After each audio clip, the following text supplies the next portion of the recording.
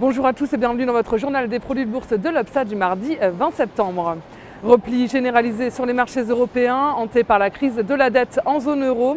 À Paris, le CAC 40 passe sous le seuil des 3000 points. Il abandonne 3% à 2940 points. La réunion des ministres des Finances européens en Pologne le week-end dernier n'a rien donné. La Grèce débute donc la semaine sous pression. Elle attendait hier le verdict d'une téléconférence entre Athènes, l'Union européenne et le FMI qui devait décider ou non de débloquer la dernière tranche de plan d'aide.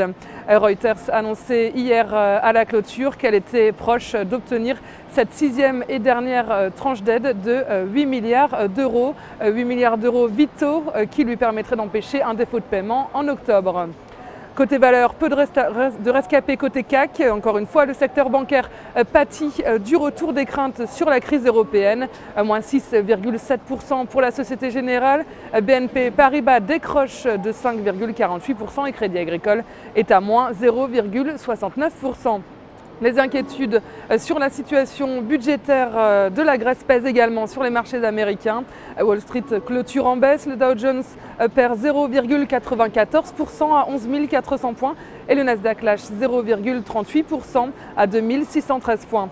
Sur le marché des changes, l'euro accentue ses pertes face au dollar à 1,3642 $. Côté matières premières, le baril de brut est à 85,81 $. Sur le marché des dérivés, les volumes sont légèrement en baisse à 23,7 millions d'euros, échangés dans une séance de fort repli. Le ratio call-put reste équilibré, toutefois le sentiment de marché réfléchit l'incertitude du moment. Les varantistes dominent les baissiers, tandis que la majorité des investisseurs en turbo est orientée à la hausse.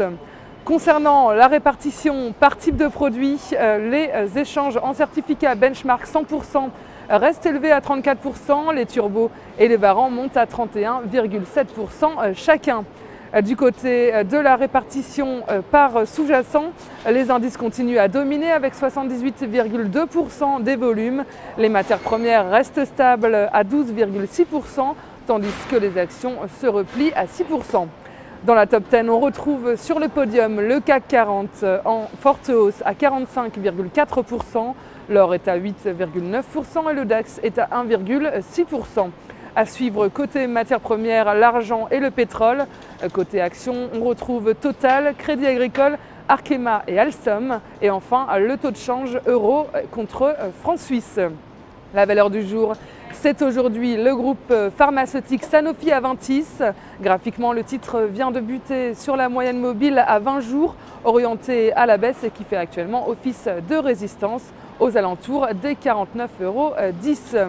Dans ces conditions, une poursuite de la dynamique baissière est à attendre en direction des 45,75 €, voire des 42,85 €.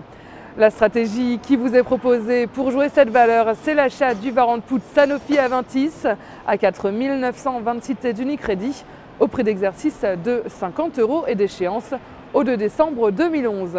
Voilà, c'est tout pour aujourd'hui. Bonne journée et à demain.